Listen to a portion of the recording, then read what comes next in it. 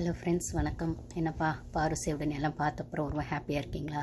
Okay, பாரு saved அப்புறம் யார் வெளில போகிறாங்க அப்படின்னு பார்க்குறதுக்கு முன்னாடி நம்ம சேனல் ஃபஸ்ட் டைம் வரவங்க சப்ஸ்கிரைப் பண்ணிக்கோங்க. முடிஞ்சால் லைக் பண்ணுங்கள், முடிஞ்சால் ஹைப் பட்டனும் கிளிக் பண்ணுங்கள். அப்போ தான் வீடியோஸ் நிறைய பேருக்கு ரீச் ஆகும்.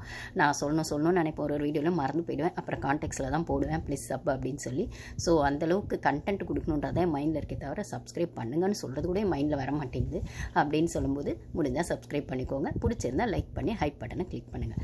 ஓகே, திவ்யா போவாங்க அப்படிங்கிற மாதிரி நேற்று சொல்லியிருந்தோம். பார்த்தா திவ்யாவும் போகலையாம். ஸோ அந்த பெரிய விக்கெட்னு சொல்கிறது பார்வை டார்கெட் பண்ணியிருக்காங்க. அதாவது டீமுக்குள்ளே டிஸ்கஷன் போயிருக்கு பார்வை எடுக்கலான்னு. ஏன்னா அந்த மைக்கை கழட்டி வச்சுட்டு பேசினது, அது அகெயின் அந்த அடல்ட் கண்டென்ட்டு அப்படி இப்படின்னு சொல்லி அதே தான் சொல்கிறாங்க. ஸோ அந்த விஷயங்களுக்காக மட்டுமே பார்வை வந்து தூக்கணும் அப்படின்னு யோசிச்சுருந்துருக்காங்க.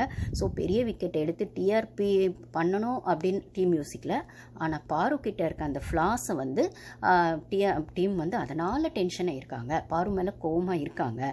ப்ளஸ் வந்து அன்றைக்கான கயாஸில் ஃபுல்லாக பாரு தான் கத்திக்கிட்டே இருந்தாங்க அப்படின்னு எல்லாத்தையுமே, அதாவது பாரு மேலே இருந்த எல்லா மொத்த வன்மத்தையும் டீம் வந்து இந்த வாரம் காட்டுறதுக்கான விஷயங்களாக ஒன்றும் டிஸ்கஷன் போயிருக்கு. ஆனால் அதுக்கப்புறம் யோசிச்சது என்னன்னு பார்த்தா, பார்வை எடுத்துட்டா அகெயின் கேம் இருக்காது. ஆமாம், பார்வை எடுத்துட்டா என்ன கேம் இருக்கும்? ஹோஸ்ட்டுக்கே திட்ட ஆள் இருக்க மாட்டாங்க.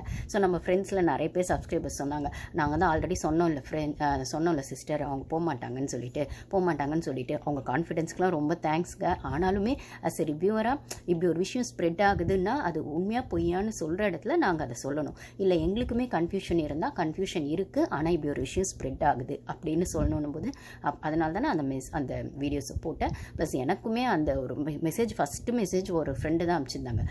பாரு எலிமினேட் ஆக போகிறாங்களாம்மா அப்படின்னு கேட்டிருந்தாங்க ஒரு ஃப்ரெண்டு. அதுக்கப்புறம் தான் நானே யூடியூப்பில் போய் பார்த்தா ஒன்று அப்போ தான் ஸ்ப்ரெட் ஆகிட்டு இருந்தது. ஸோ இந்த இடத்துல பார்வை டீம் டார்கெட் பண்ணியிருக்காங்க. ஆனால் அகெயின் அதை யோசித்தப்போ கண்டென்ட் இருக்காதே. நம்ம வந்து எந்த காரணத்துக்காக பார்வை எடுத்துட்டாலும் அடுத்த 30 நாள் எப்படி வச்சு ஓட்டுறது அப்படின்னு ஒரு பெரிய கொஸ்டின் எல்லார் மண்டைக்குள்ளேயும் வந்திருக்கு. ஏன்னா ஹோஸ்ட்டுக்கும் திட்ட ஆள் இருக்க மாட்டாங்க. ஹோஸ்ட்டுக்கு திட்ட ஆளுன்னா அங்கே கண்டென்ட் இருக்காது. உள்ள அரோராக்கு வேற என்ன கண்டென்ட் இருக்குது? பார்வை திட்டுறது தவிர, அதை இன்றைக்கி கூட லைவில் பார்வை திட்டுறது தவிர, அப்புறம் அந்த கமருதீனுக்கு வேற என்ன பொய்ஷி இருக்குது? அரோரா விட்டா பாரு விட்டா அரோரா அப்படின்னு சொன்னாலுமே அவனுக்கு வந்து பார்வை வச்சு கேம் ஆடுறது. ஏன்னா பாரு தான் லீடிங்கில் இருக்கான்னு அவனுக்கு தெரியும், பாரு ஸ்ட்ராங் கண்டஸ்டன்ட் தான் அவனுக்கு தெரியும். ஸோ பார்வை விட்டு அவன் அரோரா கூட மட்டும் இருந்தால் அவன் ஷைன் ஆக முடியாது அப்படின்னு தெரியும். அப்புறம் அந்த விக்கல்ஸ் விக்ரமும் அந்த கனியும் பார்வை பற்றி பேசலைன்னா அவங்களுக்கு பொழுதே போகாது. அவங்க 2 பேர் வாயிலேருந்து பாருன்னு ஒரு வார்த்தை வரலைன்னா அன்றைக்கி சாப்பிட்டதே அவங்களுக்கு ஜீரணமாகாது. அப்படி இருக்கிற பட்சத்தில் பார்வை எடுத்துட்டா விக்ரமும் ஒன்றும் தெரிய மாட்டார், கனியும் ஒன்றும் தெரிய மாட்டாங்க. சரி, அதுக்கடுத்து வருவோம். அதுக்கப்புறம் வேற யார்?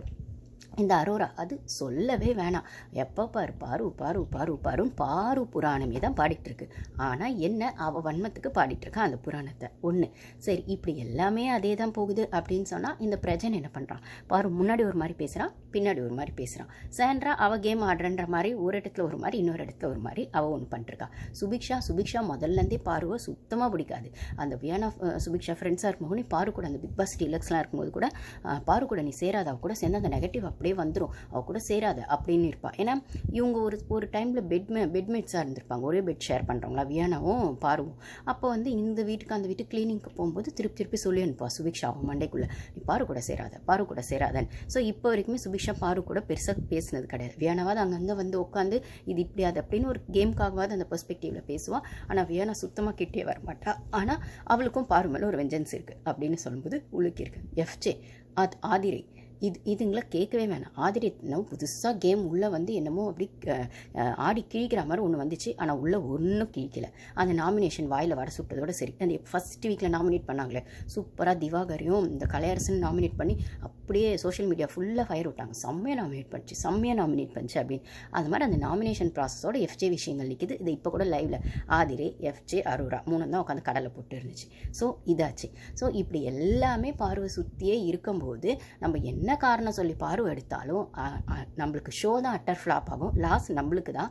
அப்படின்னும் போது அடுத்து 30 நாளைக்கு எப்படி ஷோ கொண்டு போகிறதுன்னு ஒரு பெரிய கொஸ்டின் மார்க் வந்து டீம் கண்ணு முன்னாடி நின்று இருக்கும் போல இருக்குது.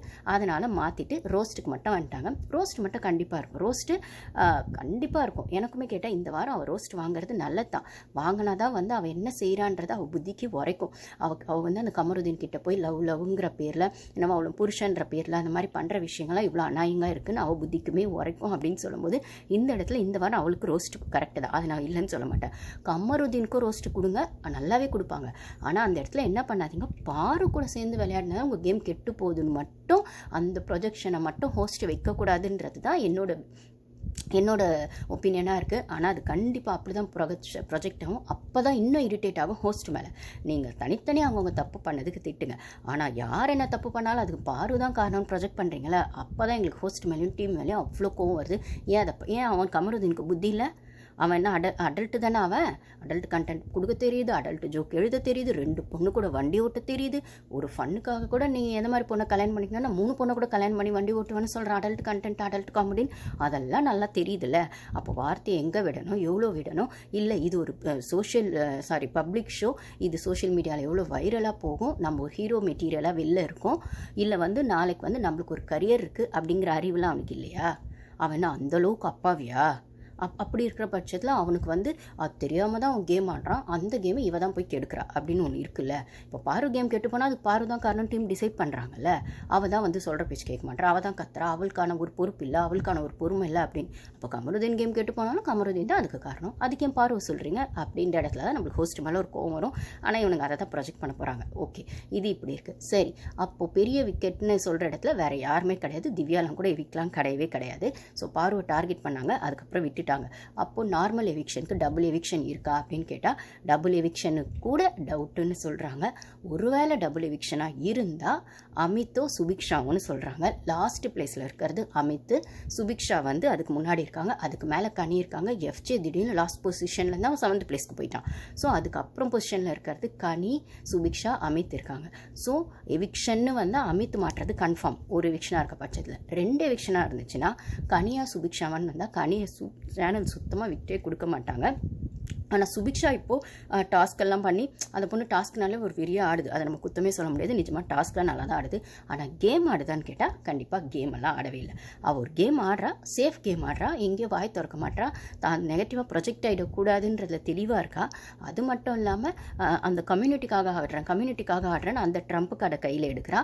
ஸோ இந்த மாதிரி விஷயங்கள் ஒன்று அவன் மேலே நெகட்டிவாக இருக்குது அப்படின்னு சொல்லும்போது, என்னதான் இருந்தாலும் டாஸ்க்குன்னு வர பட்சத்தில் அவளுக்கான ஒரு எஃபோர்ட் அங்கே இருக்குது அப்படின்னு சொல்லும்போது டீம் அதை யோசிச்சாங்க. அப்படி இப்போலாம் டாஸ்க்குன்னு சொன்னாலே சுபிக்ஷா நல்லா ஆடுவான்ற இடத்துக்குலாம் நிற்கிறேன்.